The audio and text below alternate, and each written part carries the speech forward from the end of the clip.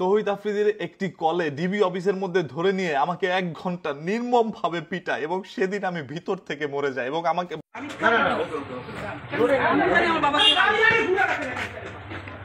Driver কি public কোরআনের কসম গাইতে বলে আমি তো উমরা ওয়াজ করছি না না আপনার পাশে কেউ না এত ওই আমি শুধু ভাইবেন সম ওয়াইফটা 6 মাসে ব্রেক ভালোবাসা না না না না না না না এটা আমাদেরই ভাষা আমার চাচা আমার আপন দাদার ভাষা ওটাই দাদার ভাষা আসছে কবর জিয়ারত করব হ্যাঁ হ্যাঁ ঠিক আছে যে আব্বা এই অবস্থা যে কবর জিয়ারত না ওটা আমরা সবই জানি আমি কেমন ছিল এটা এটা তো মাসুম স্যার আছে মাসুম স্যার সবাই ওই যে মাসুম স্যার আছে আছে বলা হয় যদি এই ঘটনা আমি কাউকে বলি তাহলে আমাকে তারা গুম করে দিবে। আমার অপরাধ ছিল শুধু তাকে নিয়ে একটা ভিডিও বানানো, যে ভিডিওর মধ্যে আমি কিছু সত্য তথ্য তুলে ধরেছিলাম যেটা তৌহিদ আফ্রিদির পক্ষেই ছিল। তারপরও সে বুঝতে পারে নাই, আমাকে নিয়ে ডিবি অফিস এমন ভাবে পিটাইছে যে আমি 2 মাস ভাই চেয়ারের মধ্যে বসতে পারি নাই। বন্দুকের বাড়ির আঘাতে আমার এক চোখ ফুলে যায়, কালো হয়ে থাকে, আমি চোখ দিয়ে ভালো করে দেখতে পারি নাই। সেদিনের পর থেকে এই পর্যন্ত আমি স্ট্রংলি প্রতিবাদ করতে পারি নাই, আমি ভিতর থেকে অনেক আগেই চুপ হয়ে যায়। সেদিন বুঝতে পারি যে পুলিশ কিভাবে টাকার কাছে বিক্রি হয়ে যায়। মাত্র কিছু টাকার জন্য আমাকে নিয়ে তারা এমন ভাবে পিটায় যেটা কখনো আপনি কল্পনা করতে পারবেন না।